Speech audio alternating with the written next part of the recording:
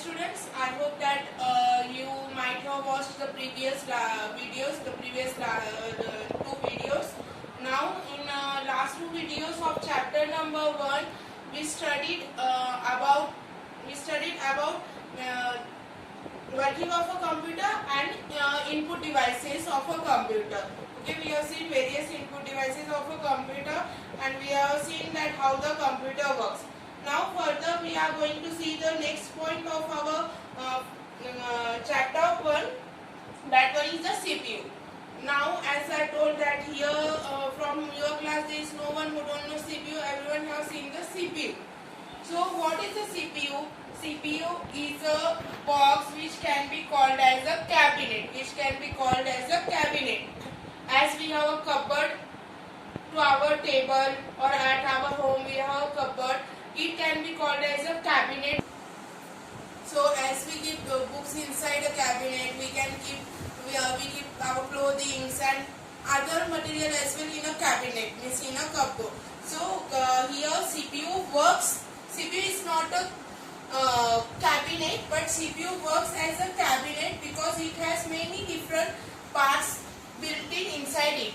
Like cabinet itself stores in cabinet. In CPU we store all memory. In CPU we store memory devices.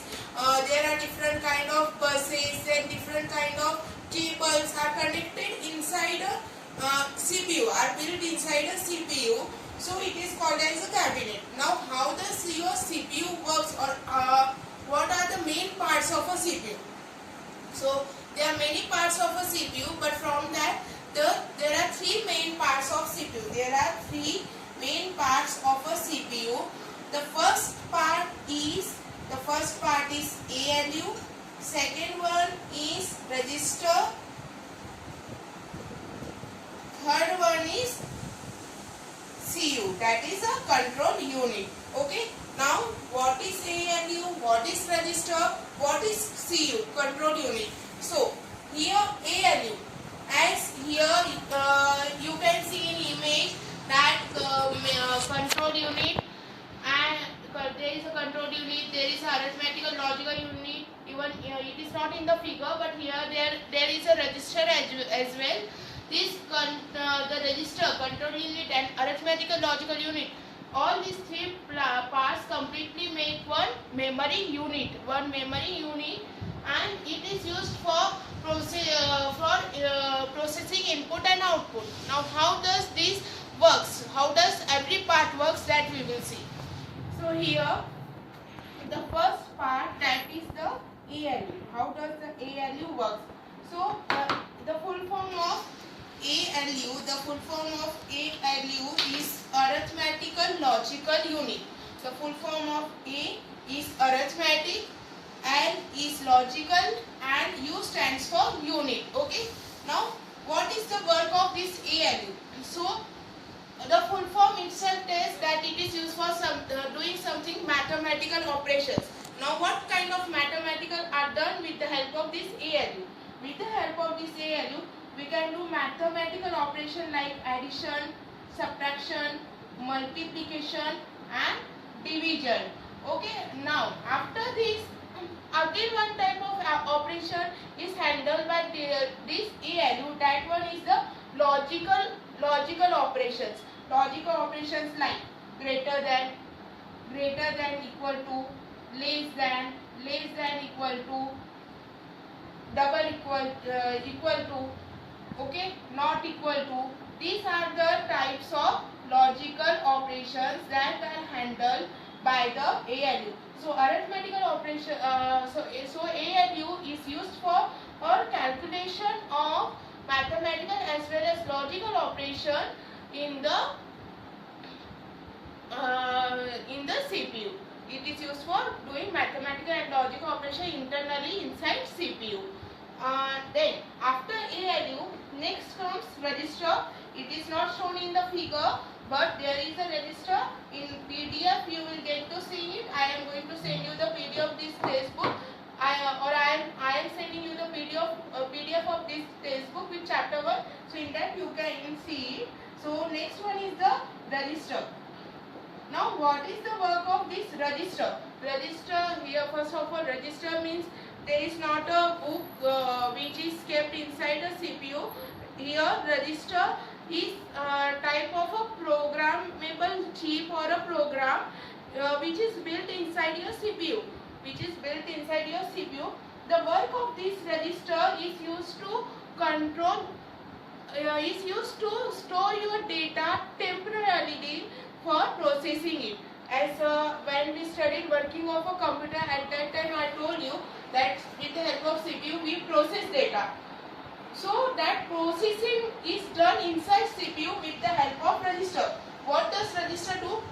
The input data which is coming from towards computer, the data which is coming towards the computer, it is for some time stored in this register. After that, what does register do? Register will allocate some space. Register will allocate some space inside the memory. There are memory in the computer. Okay, in that memory, register will make a place for that input. Okay, it will make a place for that input, and after making a place for that input, it will process it. The register will process your information, and the register is going to process, means it is going to send your information further to the monitor. But when it will send information further to the monitor, after making the space for your information, for your input data in the memory, after that it will send your input in the form of output on the monitor. I hope you might have got register over here. Now next one is CU, control units. Next one is, next type of next part of CPU is the CU. That one is the control unit. Control unit. Now here what is control unit? So control unit is used for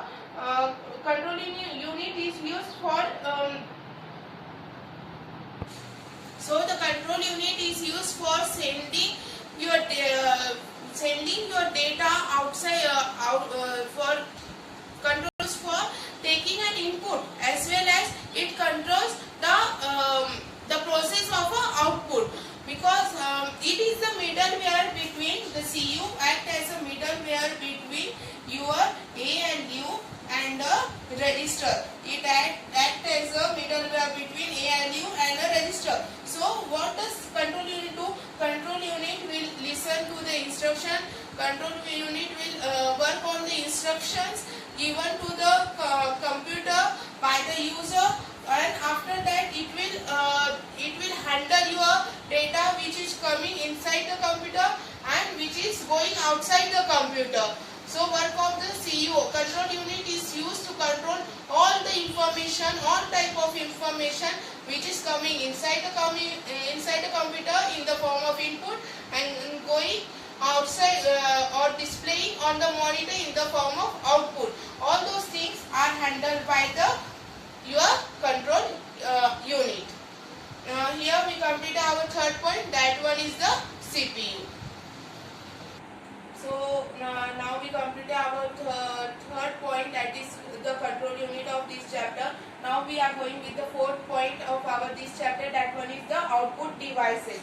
That one is the output devices.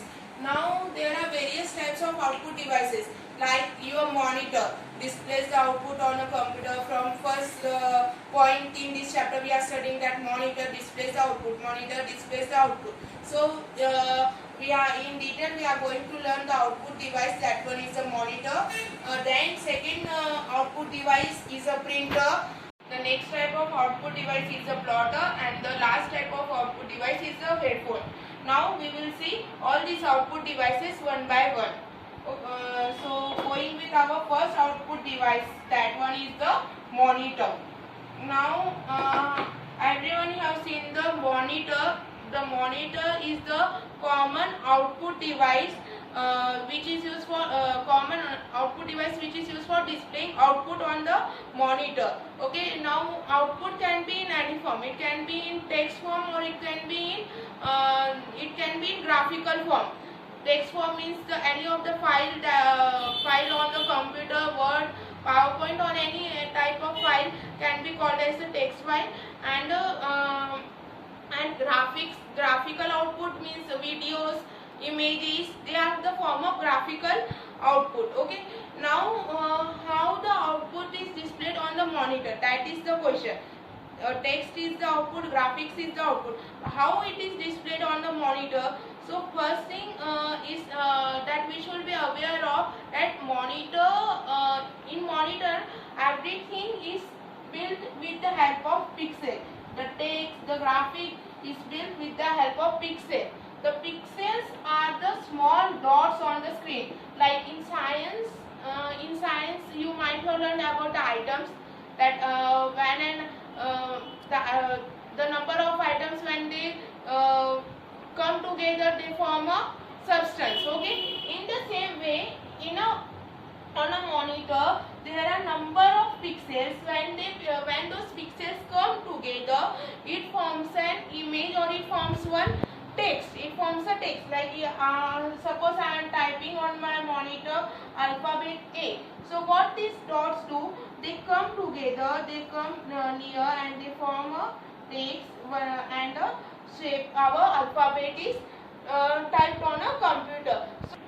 So these tiny dots, here it means the tiny dots, when they come together, it forms one image or a text. I hope you have understood a pixel, but I can give one example of pixel here as well, that when you go for purchasing a mobile in the mobile shop, or when you purchase a mobile online, what you check? The clarity of the camera, the clarity of the screen. Okay, the means what you are checking there, you are checking the resolution. There you are checking the resolution. Even you are watching a video now. Okay, even you are watching a video that I am teaching you. That video is that video is also not formed directly. It is formed with the help of pixel. So that shows you the resolution. The resolution means how much pixels are combined together, and the image is formed. So the number of pixels, when they come together, you get more clear image, you get more clear graphical videos or a graphical text. I hope you might have understood how the text is written, or how graphical image is produced in a monitor, how the output is produced in a monitor. Now going with the type of monitor, the monitors are of three types. In today's generation, the monitors are of three types. The first one is the CRT monitor, second one is the LCD monitor, and the third one is the LED monitor. Okay, so CRT monitor, the full form of CRT monitor is the cathode ray tube. Cathode ray tube. This cathode ray tube monitor is used. The cathode ray tube monitor are of larger size. You might have seen older TVs; they were bigger in size. Okay, so in the same way, these type of monitors are very bigger in size. You will see it in the textbook, or here see this one. Can you see in the image the size of the monitor? The monitor, the CRT monitor, they are very bigger in size. The monitor, this monitor was using a picture tube. There was a picture tube. With the help of that picture tube, it was displaying an output. It was working with the help of a picture tube, and the clarity of our text or our graphics was very poor in the CRT monitor, as they were not compact. Compact means they were not smaller, they were large in size, so the clarity was not good. That was the drawback of CRT monitor. They were bulky in size, means they were heavy in size. That was also the drawback of the CRT monitor. So nowadays CRT monitors are not used. Instead of CRT monitors, many of us are using the LCD monitor. The next type of monitor is the LCD monitor.